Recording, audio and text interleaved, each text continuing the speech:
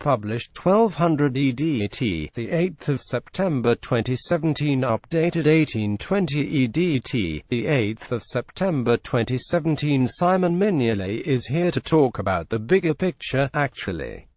The plight of his uncle, Erwin Coppejans, who is contending with an illness so brutal and unsparing that he is more diminished by it each time they see each other, and if that means discussing how Jurgen Klopp told him he would be dropped in the full glare of a televised Liverpool v Arsenal match, then so be it. It was at the training ground the day before. Mignolet says of the moment that the manager called him in to say that Loris Karius would be selected 2 weeks ago. Liverpool goalkeeper Simon Mignolet is a man who has life firmly in perspective. There was plenty of attention on Mignolet as he sat in the stands during the win at Anfield, and the 29-year-old makes light of this. Something Klopp did not say in that brief exchange in the office must have left a part of him wondering what lay ahead this time. There was no indication for Mignolet that he would be back in the side to face Manchester City this Saturday, which the manager has since said will 100% be the case. No, it was not mentioned at that moment in time, the Belgian says. We were speaking about Arsenal, and after that we don't think about what's coming next. When Mignolet last dropped out the picture last season, it took him 2 months to make it back. Neither was there any discussion of the notion presently doing the rounds that Mignolet will be Liverpool's Premier League goalkeeper this season, while the 24-year-old German will play in the Champions League, for which Arsenal was perhaps a preparation. Mignolet certainly does not see the scope of the season that way. No, I don't think that's my understanding, he replies. A major contribution to both campaigns is his aim. Like any professional football player, you want to play every game. But those decisions are made for you, and that's up to the guy who is in charge of that, and that's the boss. Loris Karius played for Liverpool in the 40 victory over Arsenal and he kept a clean sheet, but Mignolet is expected to return to the side when Liverpool take on Manchester City. The surroundings for our meeting, Mr. Gau's science room at the St. Francis de Sales Catholic Junior School, which radiates warmth in Liverpool's Walton district, seem a very long way from that afternoon down at Anfield before the international break, but uncertainty is nothing new. We last met nearly 3 years ago, a few months after Brendan Rodgers had taken him aside at Melwood and told him that Brad Jones, who had played 10 league games in 4 years, would be starting at Old Trafford the following day. His managers certainly picked the moments. He expresses no fear of a repeat of last season's extended absence. This wasn't a punishment for bad performances or anything like that. I don't really see last week in the same manner as what happened before, but the past does seem to inform the present for him. It makes you stronger, he observes. I've been 5 years at Liverpool, and in all these stages throughout my career, one thing that always comes back is that I managed to fight back and be stronger than before. The Belgium international was left out of his side's eventual 40 victory over Arsenal. His uncle's struggles with motor neurone disease has put his life in perspective, and in a certain way that's something I'm proud of. That's making a negative a positive, and that's not always something that's easy. I'll never let my head down. What's behind you is behind you, and there's only one way. Go forward. Try to change the things you can do. His readiness to discuss all this after meeting school children as part of his club's Red Neighbours program, which helps communities near Anfield, is unusual in these buttoned-up days of football platitudes. In Belgium, they say, from a fly becomes an elephant, he muses. Something gets thrown in the air and from being a small thing it becomes a big thing. He's always had an unusually broad perspective, though, and witnessing the 8-year struggle of his uncle, Erwin, as he contends with motor neurone disease certainly contributes to that. There are a million small sorrows attached to the diminution of this life-affirming individual, the husband of Mignolet's mother's sister Heidi, who as a successful amateur player encouraged the goalkeeper in his own career.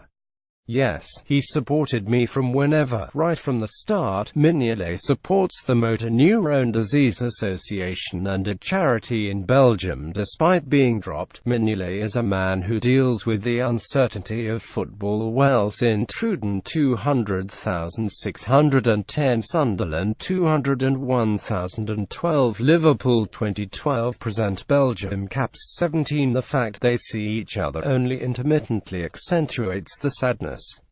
I don't really go back very often, Mignolet reflects. I'm maybe not there for 2-3 months. So the changes in him, the way he is going backwards, strike you more. If you see him every day, the illness is affecting him step by step.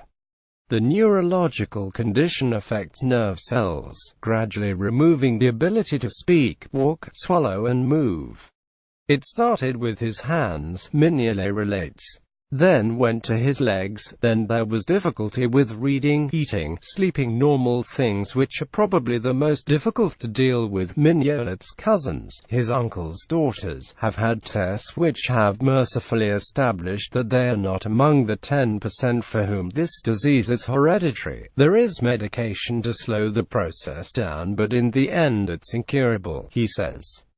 The other thing which is hard about this disease is that you don't go backwards in your mind. Alzheimer's is a terrible disease too, but those who have it are not really aware of it. My uncle has the same brain, the same idea that he did when he was really healthy, 8 or 9 years ago. He knows what is happening. That stuff to deal with mentally. The Belgian goalkeeper, pictured in training at Liverpool's Melwood base earlier this week. Mignolet spoke with children at St Francis de Sales Catholic Junior School in Liverpool. Their mutual affection is graphically apparent. Erwin regularly shares the tweets through which Mignolet charts his professional life in England, where he and his Belgian wife, Jasmine Claus, have settled at Warrington. Mignolet has thrown himself into support for the Motor Neurone Disease Association and supports a specialist Belgian charity, Alsliga, with the charity ball he organized in the summer helping. The Belgian national team are also helping. You do what you can, he says. My auntie has a job as a teacher to juggle, too. The family are struggling. His bond with his Flemish home city of Sint Truiden is unmistakable. It's where HES opened the 22 coffee shop, his Liverpool squad number, with a level of involvement including selecting the BANS for the home-brewed coffee. The thought of a coffee shop in Belgium came from here, he says. Over there it's different. When you think of coffee you go into a brasserie or a restaurant and there's less of a culture of take-out coffee houses. My wife and I have become used to coffee as a part of life. That's given us some of the know-how. A life beyond football creates perspective. But while his university degree in political sciences is part of the hinterland, the British electoral system was one of his chosen subjects. He will be playing into his 40s if fitness allows. Goalkeepers can do that, he says. Mignolet met the school children as part of his club's Red Neighbours program. He believes that experience has made him as good a player as he has ever been, with the importance Klopp ascribes to the goalkeeper's role in the outfield game forming a part of his Mignolet's development, as the Belgian sees it. It's the whole team that has to work as a machine, he says, citing his own distribution which set in chain a process leading to Emre Can's goal against Hoffenheim in the recent Champions League qualifier. That was the first word the boss said when he arrived at Liverpool Football Club: be a machine, be all together. It's not only distribution from me but communication and the space you have to use behind the defense. That's a lot more important than a penalty save you have to make in the game, which is the obvious one and jumps into the eye.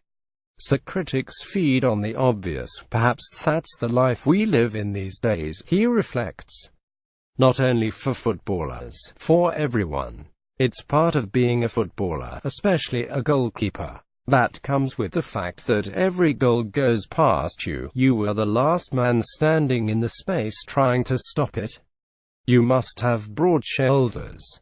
And with that here's a way to continue a week of training which has gone well, whatever uncertainties he might have entertained heading into it. One of the messages his uncle Erwin retweeted perhaps encapsulates best what has made him a survivor, and a hugely engaging one at that.